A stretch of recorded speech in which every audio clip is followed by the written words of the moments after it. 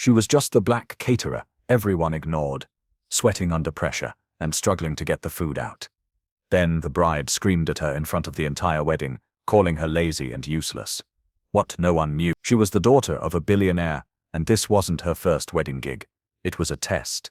And when her father arrived in a limo, what he did next made the bride fall silent and turn pale forever. Before we find out what happens next, let us know in the comments where you're watching from. And if this story is already hitting home, make sure you hit that like button. The air in Napa Valley was thick with the scent of money and blooming roses. Sunlight, golden and heavy, spilled over the rolling hills of the vineyard, making the rows of grapevines look like green corduroy stretching to the horizon. At the center of it all stood the Ridgewell wedding, a monument to wealth and status. Crystal glasses chimed, soft music drifted from a string quartet, and guests in expensive silks and tailored suits mingled on a perfectly manicured lawn. Everything was perfect. Except it wasn't.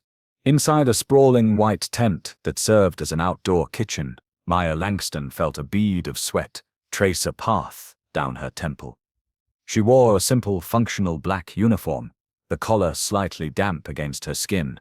Around her, her catering crew moved with a quiet, focused energy, the rhythmic chop of knives, the sizzle of butter in hot pans, and the low hum of portable ovens created a symphony of controlled chaos. Maya glanced at the clock. 7:20. The main course was supposed to be served at 7 o'clock sharp. They were 20 minutes behind. A critical wire on their main portable oven had frayed unexpectedly, a 1 in a million chance that had cost them precious time. They had adapted, shifting dishes to their smaller backup units, but the delay was unavoidable. It was a problem, but a manageable one. Maya was a master of managing problems. She remained an island of calm in the swirling currents of the kitchen, her hands moving with practiced precision as she plated glistening lamb medallions. Her movements were fluid, economical, and calm. She trusted her team, and she trusted her own ability to see this through. The food would be perfect. A 20-minute delay was a footnote, not a catastrophe. But for the bride, Tiffany Ridgewell, it was the end of the world. She stood near the head table, her face a mask of pinched fury. Her $12,000 designer gown, a cloud of white silk and lace, seemed to shimmer with her rage. Her guests were waiting. The carefully orchestrated timeline of her perfect day was falling apart, and with it, her composure. The murmurs from the tables were growing louder, a restless hum of impatience that grated on her nerves. She could feel the eyes of her friends, her family, her father's business partners. They were all watching. And the cameras were rolling, capturing every moment of this humiliation. She had paid for perfection. She had demanded perfection. And this was not perfection. This was a failure. Her father, Todd Ridgewell, caught her eye from across the lawn. He gave a slight, almost imperceptible shrug, as if to say, "What can you do?" That single gesture was all it took. It was a dismissal of her feelings, a spark on dry tinder. Tiffany's anger, which had been simmering just below the surface, boiled over. Her perfectly painted lips tightened into a thin line. She was not going to stand here and just take it. She was Tiffany Ridgewell. She was the bride, and someone was going to pay. With a swish of expensive fabric, she turned on her heel and marched away from the reception. Her bridesmaids watched her go, their expressions a mixture of awe and apprehension. They knew that look. They had seen it before. Tiffany was on the warpath. She moved with the righteous fury of a queen whose decree had been ignored, her heels sinking slightly into the soft grass as she made a beeline for the catering tent. The polite smiles of the guests she passed went unnoticed. The serene beauty of the vineyard was lost on her. All she could see was red. She burst into the outdoor kitchen like a storm front. The air, thick with the savory smells of rosemary and garlic, suddenly crackled with a new, dangerous energy. The catering staff, who had been working in a state of high alert focus, flinched at her sudden, aggressive entrance. All eyes turned to the furious woman in white. Maya was in the middle of drizzling a rich, dark reduction over a plate of lamb. She looked up, her expression neutral, as the bride zeroed in on her. Tiffany's eyes scanned Maya's simple black uniform, her dark skin, her focused demeanor, and saw only one thing: the source of her problem, the cause of her embarrassment. "You," Tiffany hissed. Her voice was low and venomous. She didn't wait for a response. Her eyes landed on a prep table, where a tray of perfectly arranged appetizers, ready for a later course, sat waiting. With a sudden sharp movement, she swept her arm across the table. The metal tray clattered to the ground, scattering delicate pastries and skewered shrimp across the floor mats. Gasps rippled through the staff. "You are ruining my wedding." Tiffany's voice was no longer a hiss. It was a shriek that cut through the kitchen noise and carried out towards the nearest guest tables. Several heads turned. Phones, which had been tucked away, began to emerge from pockets and purses. "You are late, you are lazy, and you are obviously in way over your head." Each word was a bullet, fired directly at Maya. Tiffany's face was contorted, her carefully applied makeup unable to hide the ugly twist of her features. Maya placed the sauce ladle down on a clean cloth. She straightened up, her posture unchanging, her gaze steady. She did not look at the ruined food on the floor. She looked directly at the bride. "Ma'am, I understand your frustration.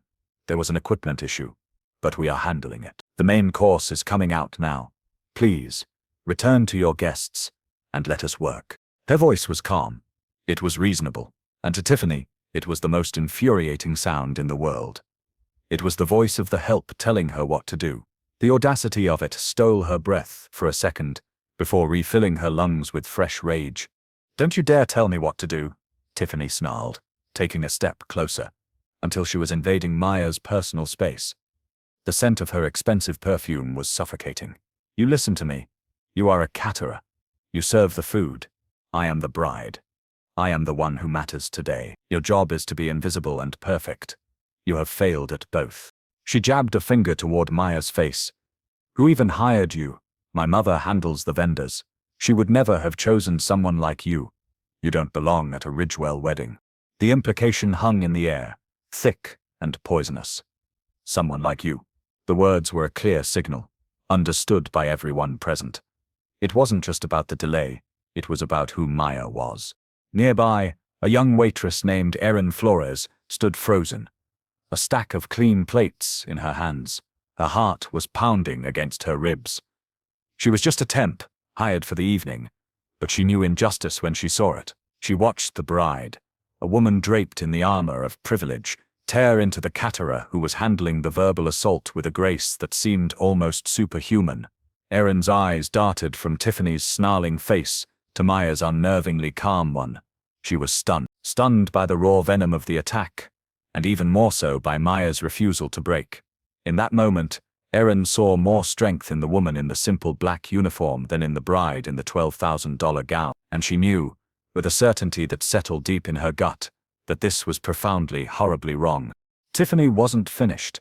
Seeing the small audience of kitchen staff and the curious guests peering from the edge of the lawn only fueled her performance. She had an audience, and she intended to use it. She wanted to make an example of this woman. She wanted everyone to see what happens when the help gets out of line. "This is a disaster," she announced, her voice ringing with theatrical despair. She turned to the catering staff, who were now standing still, watching the scene unfold with a mixture of fear and resentment. "All of you, look at your leader. She can't handle the pressure. She's completely incompetent." She then turned her attention back to Maya, her eyes narrowing into cruel slits.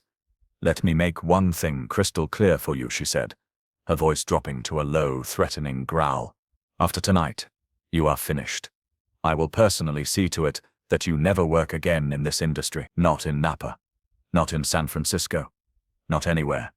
The Ridgewell name carries weight. When I tell people you're a failure, they will listen. You're fired the second this miserable dinner service is over." The threat was absolute, delivered with the casual certainty of someone who had never been told no. But she didn't stop there. She needed to twist the knife.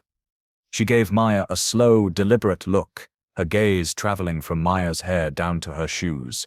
"Besides," Tiffany said, a contemptuous sneer playing on her lips, "your whole look is an aesthetic mismatch for an event like this. This is a high-class, elegant affair. We have a certain image to maintain." She gestured vaguely at Maya's dark skin. "This just doesn't fit." The racism, which had been a subtle undertone before, was now laid bare for everyone to hear. It was ugly, explicit, and shocking. A few of the guests who had crept closer to see the commotion gasped audibly. In the background, Todd Ridgewell, the bride's father, finally looked over. He saw his daughter's tantrum, heard the sharp, ugly tone of her voice, and simply turned back to his conversation with a dismissive little laugh. He had seen this 100 times before. To him, this was just Tiffany being Tiffany. It was the price of doing business with his spirited, demanding daughter. Maya's face remained a mask of professional composure. She didn't argue. She didn't defend herself. She didn't react at all to the personal or the professional attacks. She simply met Tiffany's hateful glare and gave a single, small nod. "Understood," she said.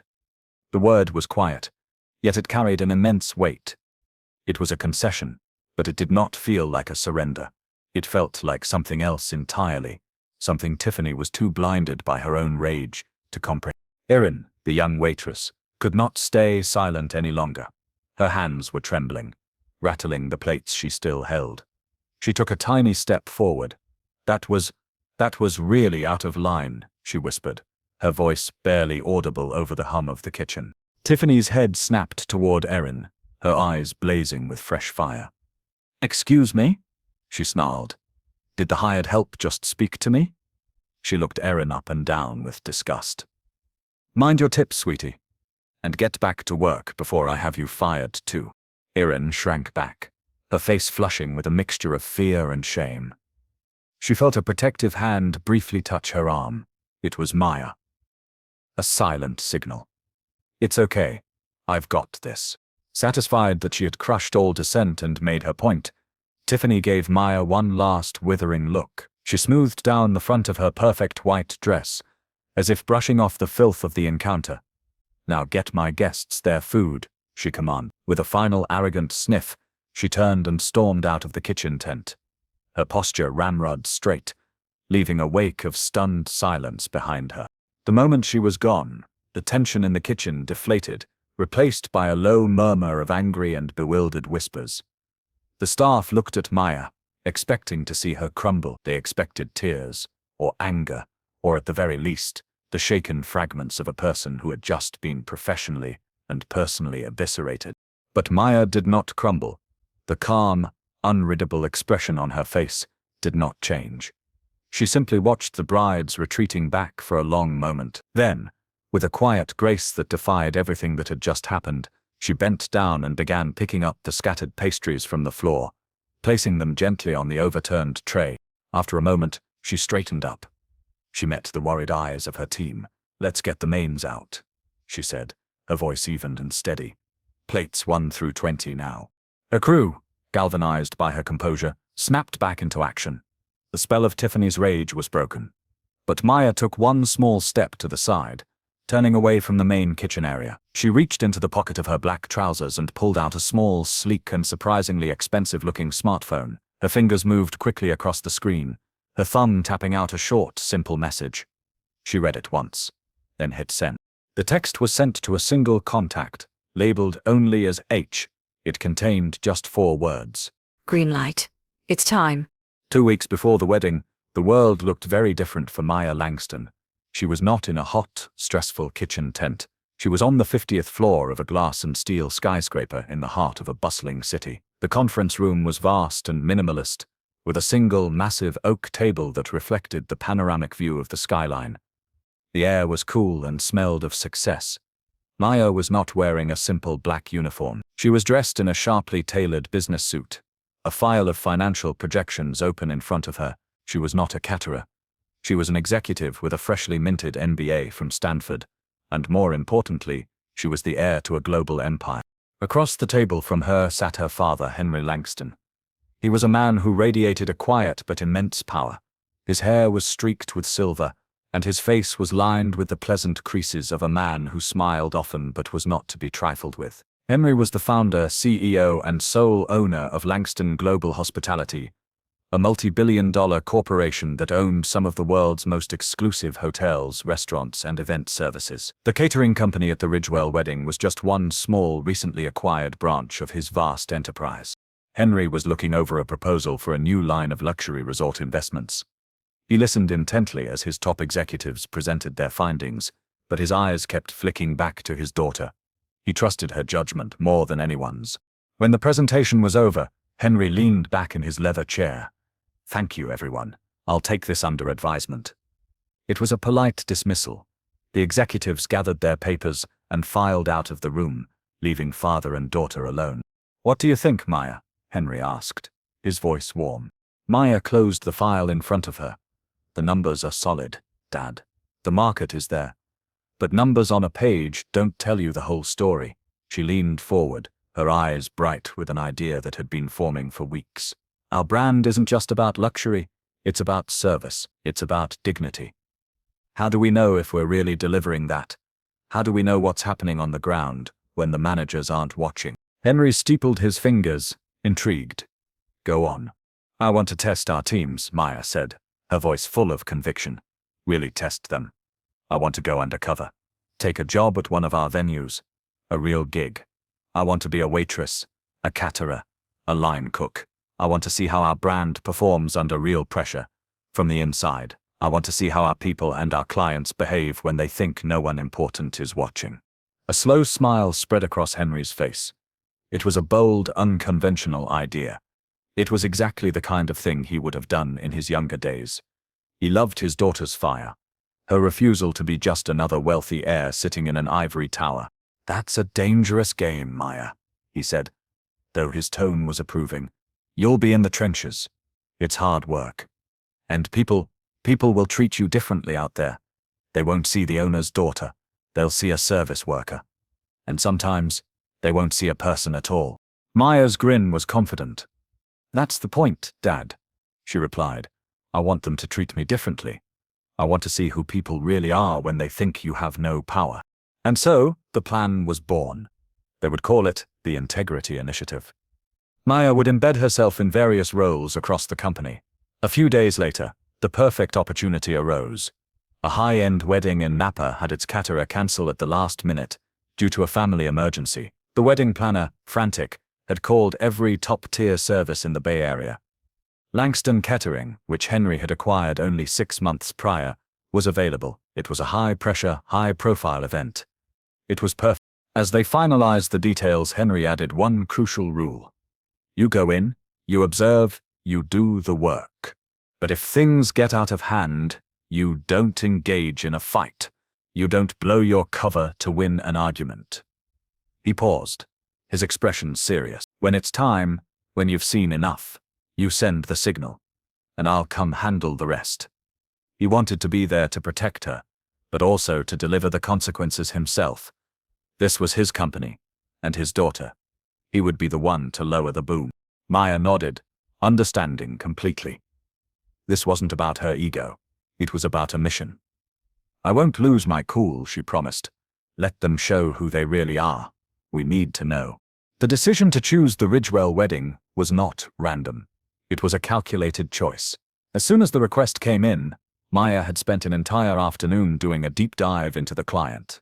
Her MBA wasn't just a piece of paper. It had honed her research skills to a razor's edge. She didn't just look at their financials or their public profiles. She dug deeper, into the murky corners of the internet, into employee review forums, and into archived local news articles. A clear and disturbing pattern quickly emerged. The Ridgewell family, despite their old money pedigree and carefully polished public image, had a long and ugly history of mistreating service staff. The complaints were numerous, though most had been quietly settled or legally suppressed. There was a story from a former housekeeper at their summer home who claimed Tiffany's mother had thrown a glass at her for leaving a streak on a window. There was a valet at a 5-star hotel who had been fired after Todd Ridgewell falsely accused him of stealing loose change from his car. Waiters, gardeners, drivers, clerks. The stories were all different, but they all painted the same picture. A family that viewed service workers as something less than human, as obstacles or tools rather than people. Then Maya found the crown jewel. A short, grainy video clip from 2 years prior. It had briefly gone viral on a minor social media platform before being aggressively scrubbed from the internet. The video showed a much younger Tiffany Ridgewell at an exclusive country club, standing over a black janitor who had accidentally spilled a bucket of water near her designer shoes. In the video, Tiffany's face was a mask of fury, her voice dripping with contempt as she berated the older man, calling him clumsy and stupid. She had demanded he be fired on the spot. The janitor had stood there, head bowed, absorbing the abuse. The video had been taken down within hours, no doubt thanks to a team of high-priced lawyers and reputation managers. But the internet never truly forgets. Maya found a copy on an obscure forum, and as she watched it, a cold resolve settled over her. This wasn't just a random test anymore. She walked into her father's office and placed her laptop on his desk, playing the video without a word. Henry watched, his expression growing darker with every second.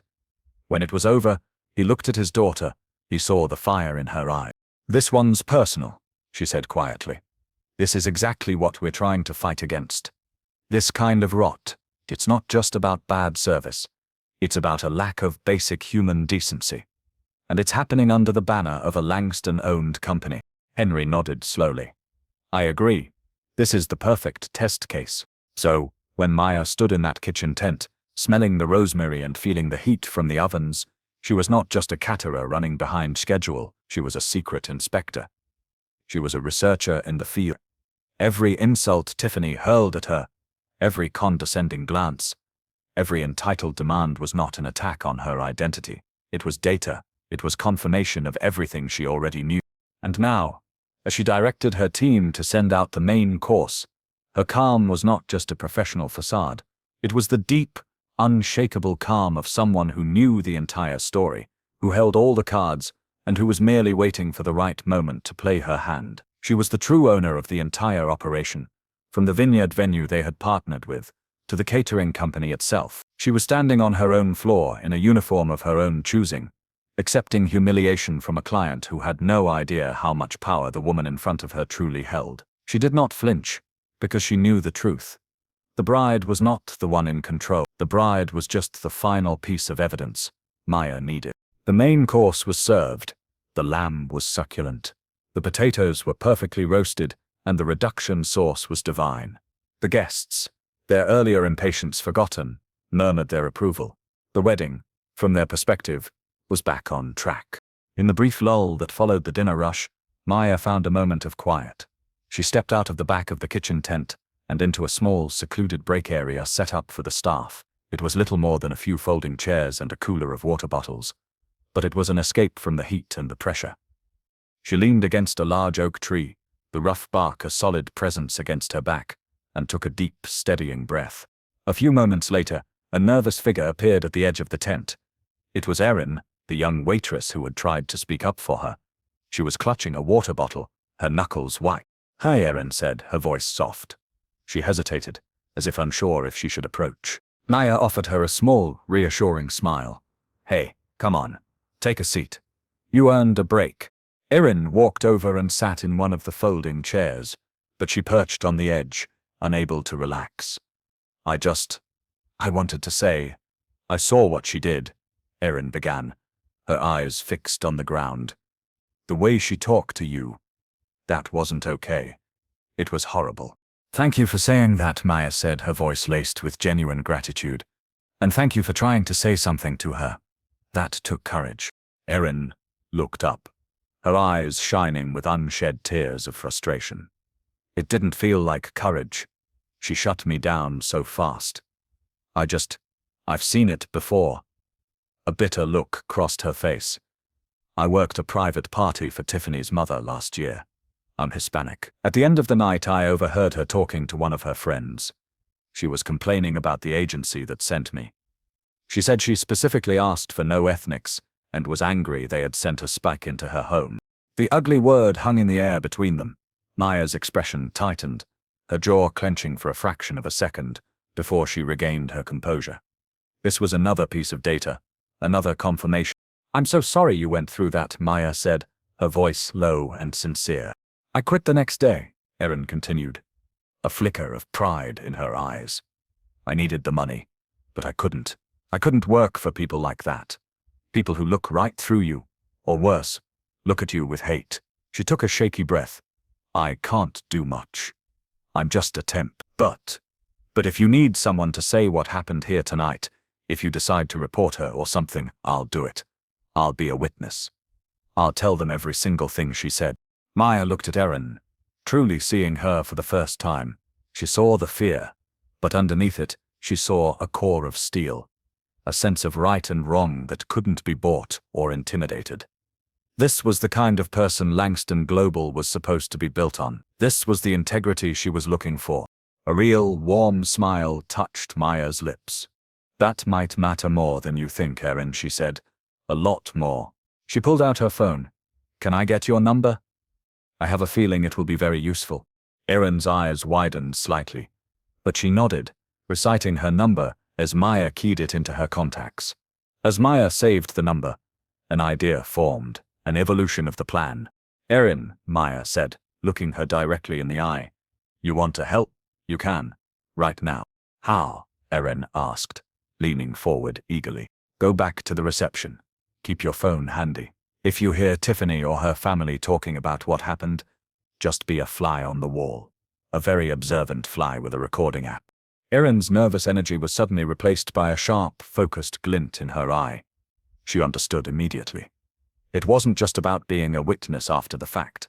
It was about gathering undeniable proof. She gave a single, determined nod. I can do that. Without another word, she stood up, her posture straighter, her purpose clear. She slipped back towards the main reception area, her phone clutched in her hand, ready to become an invisible agent of justice. Back at the head table, Tiffany Ridgewell was holding court. The successful dinner service had not humbled her, it had validated her. In her mind, the food only came out because she had intervened. Her anger had produced results. She felt powerful, justified, and utterly triumphant. She leaned in conspiratorially towards her bridesmaids, a flute of champagne in her hand. You should have seen it, she said, her voice a loud, giddy whisper that carried to the nearby tables. I completely snapped on that lazy Caterer. You would have been so proud of me. One of the bridesmaids, a blonde woman named Jessica, giggled. Tiff, you're ruthless. What did you say to her? Oh, the usual, Tiffany said, with a wave of her hand. Told her she was incompetent, that she was fired, that she'd never work in this town again. She took a dramatic sip of her champagne. I think I actually made her cry. She was trying to hide it, but I could tell. This was a lie. Maya's face had been a stone wall, but Tiffany was rewriting the narrative to fit her victory, casting herself as the dominant force who had brought the lowly worker to her knees. Honestly, she continued, warming to her subject. I should have just hired a cleaning lady to manage the food. At least they know their place. They just nod and do what they're told. A ripple of sycophantic laughter went through her circle of friends. They were accustomed to Tiffany's brand of cruel humor. They enabled it. They thrived on it. Tiffany, feeling bold and witty, decided to share her triumph with the world. She pulled out her phone, angled it for a selfie with her laughing friends in the background, and snapped a picture. She quickly typed a caption, her thumbs flying across the screen. She showed it to Jessica before posting. The caption read, Sometimes you have to remind the help who the boss is. Wedding problems. Bridezilla mode. Jessica howled with laughter. Oh my God, Tiff, you're iconic.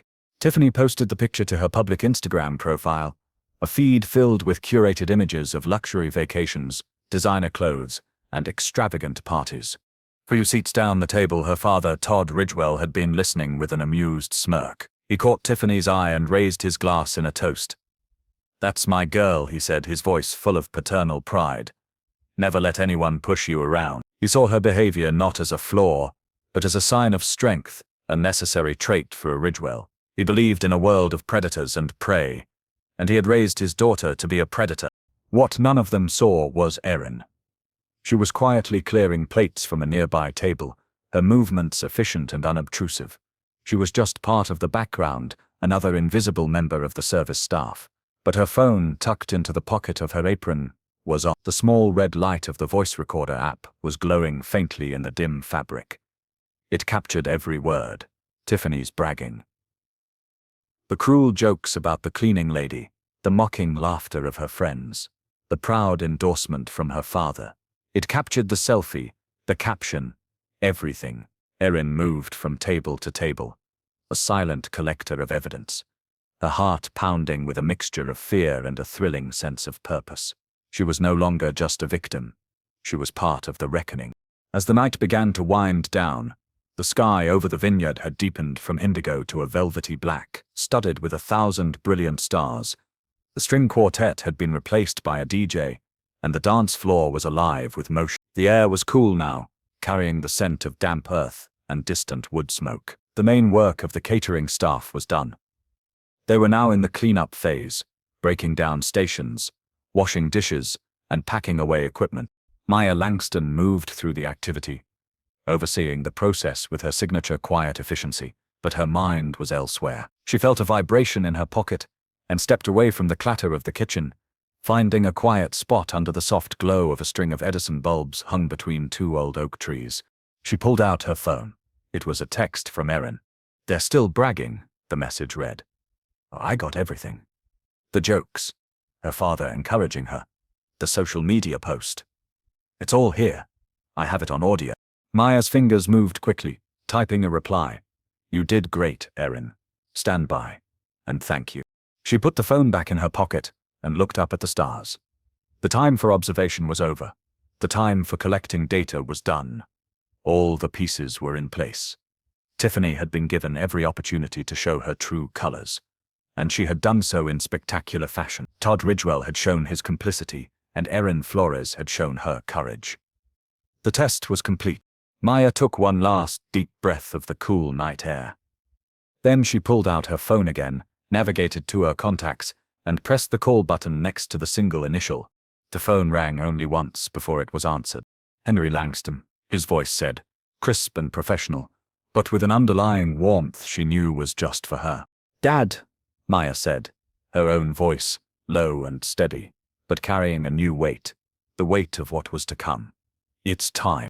There was a brief pause on the other end of the line, but it was not a pause of surprise. It was a pause of activation. She could almost hear the gears shifting, the immense power of his organization clicking into place. She heard the faint muffled sound of another voice in the background on his end, giving a quiet order. "I'm 10 minutes out," Henry said. His voice was calm, but now it held a blade of steel. "The legal team is with me. We're ready." "Good," Maya said. "They have no idea what's coming." "They never do," Henry replied. He added, "Are you okay, Maya?" "I'm fine, Dad," she said, and she meant it. "I'm exactly where I need to be. I'll see you soon." The call ended. Maya slipped the phone away and for a moment just stood there, a silhouette against the festive lights of the wedding she had just saved. A reckoning was coming, speeding towards this perfect Napa vineyard in a motorcade of dark vehicles, and no one at the party had any idea that the world as they knew it was about to be turned upside down by the quiet caterer who was now walking back towards the kitchen tent to help her crew pack up the last of the serving dishes, as if nothing at all was about to happen. The party was beginning to thin out. The older guests were making their polite goodbyes, while the younger crowd remained on the dance floor, fueled by champagne and the infectious beat of the music. Tiffany was in her element, laughing and dancing with her new husband, the star of her own perfect universe. It was then that the wedding planner, a hurried-looking woman with a clipboard, approached Todd Ridgwell with a puzzled expression. "Mr. Ridgwell," she said, "I'm sorry to interrupt, but there's a man at the gate. A Mr. Langston. He says he's here for a meeting with you. He's insisting it's urgent." Todd frowned. "Langston? I don't have a meeting scheduled with anyone." He was in the middle of a major secret negotiation to have Langston Global Hospitality acquire his family's struggling chain of boutique hotels. The deal was his last hope to avoid financial ruin, but the meeting wasn't for another week. There must be some mistake. "He has a rather large security detail with him," the planner added nervously. "And he says he's here to deliver a special surprise for the bride and groom." Tiffany, who had overheard, danced her way over. "A surprise for me?" she squealed, with delight. "Daddy, did you get me a surprise guest? Is it a celebrity? Is it a singer?" Her mind raced with possibilities. Perhaps her father had hired her favorite pop star for a private concert to cap off the night. Before Todd could answer, the low rumble of powerful engines filled the air. A sleek, black SUV, the kind used by heads of state, rolled silently up the gravel driveway and stopped near the main tent. It was followed by 2 more identical vehicles, the headlights cut through the darkness, casting long, dramatic shadows. The music faltered, and then died as the DJ, sensing a major shift in the atmosphere, cut the sound. The remaining guests turned to stare, their curiosity piqued. The door of the lead SUV opened, but it wasn't a pop star who stepped out. It was a tall, imposing man in an impeccably tailored dark suit. It was Henry Langston. He was flanked by two stern-looking individuals, who were clearly his private security, and followed by a man and a woman in sharp business attire, carrying briefcases. They looked like lawyers. They looked serious. Tiffany's excited smile faltered. This was not the surprise she had been expecting. "Who is that?" she whispered to her father. Todd Ridgewell's face had gone slack. The color was draining from his cheeks. "Henry Langston," he breathed, a knot of dread tightening in his stomach. "What is he doing here?" Henry Langston did not look at Todd. He did not look at the stunned bride. His eyes scanned the area, and then he saw her. Maya was standing at the edge of the service tent, watching, her black uniform blending into the shadows. A warm, proud smile broke across Henry's face. He walked directly towards her, his expensive leather shoes crunching on the gravel. He ignored the bride, the groom, the father of the bride, and all the gawking guests. He walked straight to the woman in the Caterer's uniform.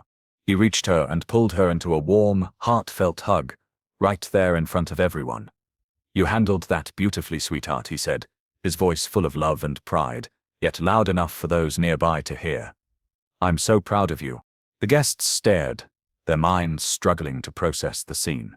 The billionaire tycoon, the titan of industry, was hugging the Caterer. Tiffany's mouth fell open. A small, confused sound escaped her lips. "Wait," she stammered, looking from the powerful man in the suit to the quiet woman in the black uniform. "Daddy, what is happening?" Todd Ridgewell looked as if he had been punched in the gut. He stared at Maya, really looking at her for the first time. He saw the resemblance now.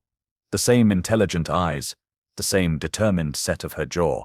The pieces clicked into place, with a horrifying, sickening finality. She's your daughter?" he asked, his voice a strangled whisper. Henry released Maya from the hug, but kept a protective hand on her shoulder. He turned to face Todd and Tiffany, his warm smile gone, replaced by a look of cold, hard authority. "She is," Henry said, his voice ringing with power across the now silent vineyard. He then looked at Maya, and the owner of Langston Catering, the company that just flawlessly saved your wedding after you did everything you could to sabotage it. A collective gasp rippled through the crowd. The guests who had witnessed Tiffany's tirade now looked at her with new eyes. The bridesmaids who had laughed with her began to take a subtle step back. Tiffany turned a shade of pale that was whiter than her dress. Her mind was a whirlwind of confusion and terror. The Caterer was Henry Langston's daughter, the owner. Her brain refused to accept it. It was impossible. It was a nightmare. She looked at Maya, at her simple uniform, at her calm face, and saw not a lowly service worker, but a figure of immense, terrifying power. The ground beneath her feet suddenly felt very, very unstable. Henry Langston let the shock settle for a moment, his gaze sweeping over the stunned faces of the Ridgewell family and their guests. His lawyers stepped forward, opening their briefcases. This was not a social call. This was a boardroom meeting, convened on a battlefield of Tiffany's own making. "This evening," Henry began, his voice calm but carrying the unmistakable weight of command, "was not just a catering gig for Langston Global. It was something more. It was an integrity test." He nodded to one of his lawyers. The woman tapped on a tablet she was holding. Suddenly, portable screens, which the team had set up with quiet efficiency, flickered to life around the reception area. The hushed whispers of the guests died instantly, replaced by a stunned silence. Projected onto the screens was a video, but it wasn't a highlight reel of the wedding. It was a recording of Tiffany, earlier that night, storming into the kitchen tent. The audio, captured with crystal clarity by Erin's phone, filled the night air. The entire party heard Tiffany's shriek, "You are ruining my wedding. You are late, lazy, and in way over your head." They heard her spit the words, "You don't belong at a Ridgewell wedding." The video was damning, but it was only the beginning. Another clip played. This time, it was the audio from the head table. The screens remained dark, forcing everyone to focus on the words. They heard Tiffany bragging to her bridesmaids. "I completely snapped on that lazy Caterer." They heard her cruel joke. "I should have hired a cleaning lady. At least they know their place." They heard the high-pitched, mocking laughter of her friends, and then, most damningly, they heard Todd Ridgewell's voice, clear as a bell, raising his glass in a toast. "That's my girl. Never let anyone push you around." The guests stared, speechless and horrified. The public facade of the powerful, respectable Ridgewell family was being systematically dismantled in front of their eyes. The bridesmaids who had been laughing in the recording now looked at the ground, their faces burning with shame and fear. They slowly began to inch away from Tiffany, trying to physically distance themselves from her toxicity. Tiffany stood frozen, her face a mask of disbelief. It was as if she was watching a movie about someone else, some other horrible person, but it was her voice, her words, her laugh. There was no denying it. A low, keening sound started in the back of her throat. Todd Ridgewell finally found his voice. He lurched forward, his face red with a combination of anger and panic. "This is an invasion of privacy," he sputtered, pointing a trembling finger at Henry. "You can't just record people. This is entrapment. This is illegal." Henry Langston did not even flinch. He looked at Todd with an expression of pure ice. "Is it as illegal as the non-disclosure agreements you've used for years to silence the staff you've abused? Is it as illegal as scrubbing the internet of a video of your daughter berating an elderly janitor?" "Don't talk to me about illegal, Todd. My legal team has already reviewed this. The recordings were made in a public setting where there was no reasonable expectation of privacy. They are perfectly admissible." He let that sink in before delivering the final devastating blow. "You and I have been in talks, Todd," Henry said, his voice deceptively soft. "A very important deal for the future of Ridgewell Hotels." He paused, letting the silence stretch. "As of this moment, those talks are over. Langston Global is no longer interested in acquiring your company. The deal is dead." The air went out of Todd Ridgewell's lungs. The hotel deal wasn't just a deal, it was a lifeline. It was the only thing standing between him and total bankruptcy. He staggered back, his face ashen. Then Maya, who had been silent this whole time, stepped forward. She was no longer the meek Caterer, she was the woman who had set this all in motion. Her voice was cool, clear, and utterly in control. "And we will be conducting a full review of all our partnerships," she said, her eyes sweeping over the venue, the vendors, the wedding planner, who was now staring at her in utter shock. "Our brand does not align with those who tolerate or encourage this kind of behavior. Our blacklist is being updated as we speak, starting with this venue." Tiffany was no longer pale. She was translucent. The world was tilting, spinning, coming apart at the seams. Her perfect wedding, her perfect life, had just been detonated. Her friends were backing away. The guests were staring at her with contempt. Her father looked like he was about to have a heart attack. She was utterly, completely alone. The silence that followed was broken by a single, sharp sob. It was not from Tiffany. It was from Erin. She had been standing near the edge of the crowd, watching everything unfold, her heart pounding in her chest. Henry Langston turned his gaze from the crumbling Ridgewell family and looked directly at Erin. His expression softened instantly. He walked over to her, and the crowd parted before him. "You are Erin Flores, correct?" he asked, his voice gentle. Erin could only nod, tears of shock and relief streaming down her face. "My daughter told me what you did," Henry said. "She told me you stood up when it counted. You showed integrity, loyalty, and a deep sense of what is right, even when it was risky. That is the single most valuable trait a person can have in our organization." He smiled warmly. "I would like to formally offer you a position in our corporate management training program at Langston Global. It comes with a full scholarship to complete your business degree and a starting salary that I think you'll find is a significant improvement on your current situation." Erin let out a gasp, her hand flying to her mouth. She stared at him, then at Maya, who gave her a small, encouraging nod. The offer was beyond anything she could have ever dreamed of. It wasn't just a job. It was a future, a life. "Thank you," she whispered, The words choked with emotion. Thank you, sir. Thank you. It was this act of grace, this reward for decency, that finally broke Tiffany. Her composure, her pride, her entire world shattered into a million pieces. A loud, ugly sob ripped from her chest. No, she cried, her voice thick with tears and snot. Please, it was just a joke. I was stressed. It's my wedding day. She looked desperately from Henry to Maya, her eyes pleading for a mercy she had never shown anyone else. I'm sorry. I'm sorry. Okay. Maya stepped forward, her face calm and unpitying. She looked the weeping bride directly in the eye. Her voice, when she spoke, was not loud, but it cut through Tiffany's hysterics like a shard of glass. A joke? Maya repeated. You screamed at me because my team and I were 20 minutes late with your dinner, after an equipment failure we could not have predicted. You threatened my career, you insulted my race, and you tried to humiliate me in front of my staff and your guests. She took a step closer. You screamed at me for being a second late. Now you're a lifetime too late to fix this. The words hit Tiffany with the force of a physical blow. There was no forgiveness in Maya's eyes, only consequence. Henry Langston delivered the final verdict. He turned to the pale, trembling figure of Todd Ridgewell. Todd, he said, his voice flat and final. As the primary financial backers for your hotel chain, we have certain clauses in our lending agreements related to brand integrity and professional conduct. Your family's behavior tonight constitutes a flagrant breach of those clauses, he nodded to his legal team. Your corporate accounts with all Langston global financial institutions were frozen as of this morning pending this review.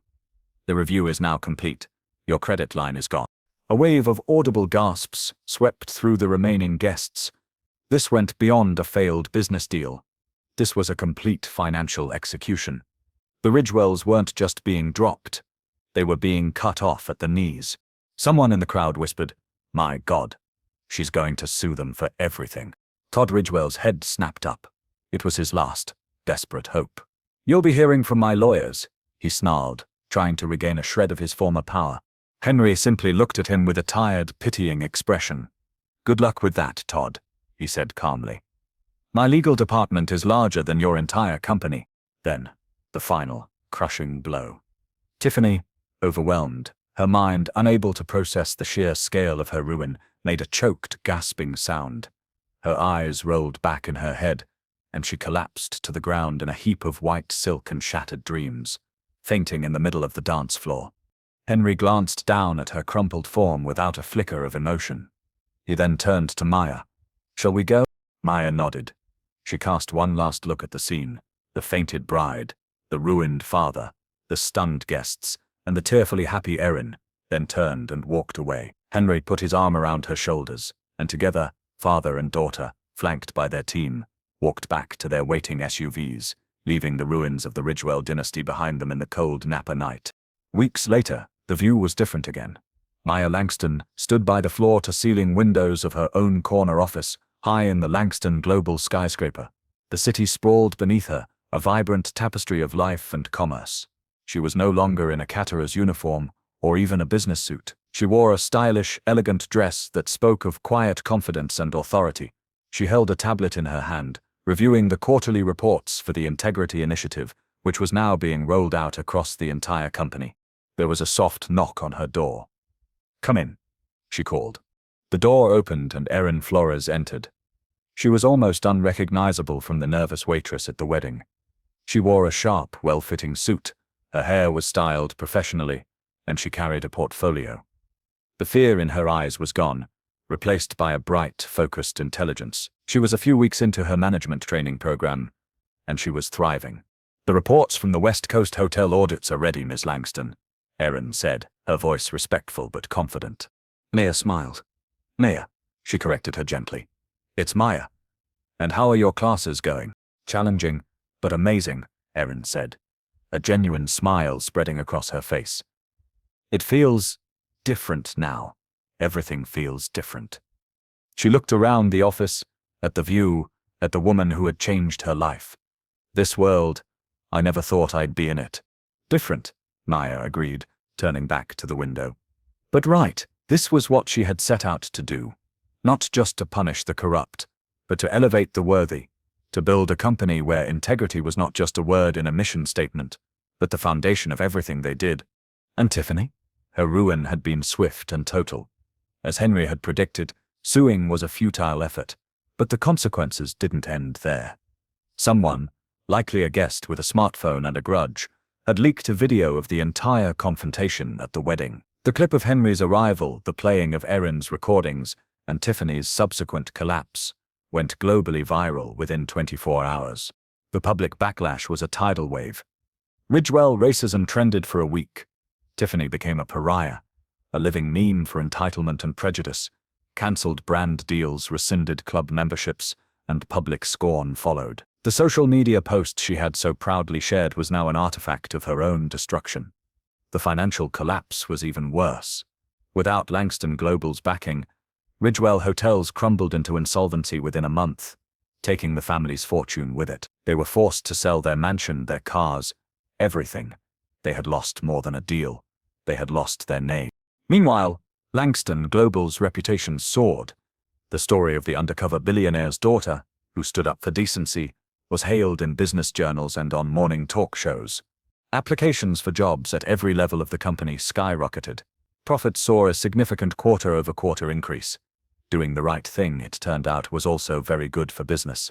Maya looked out at the city, a quiet sense of satisfaction settling over her. The world was still full of Tiffany's, but it was also full of Erin's.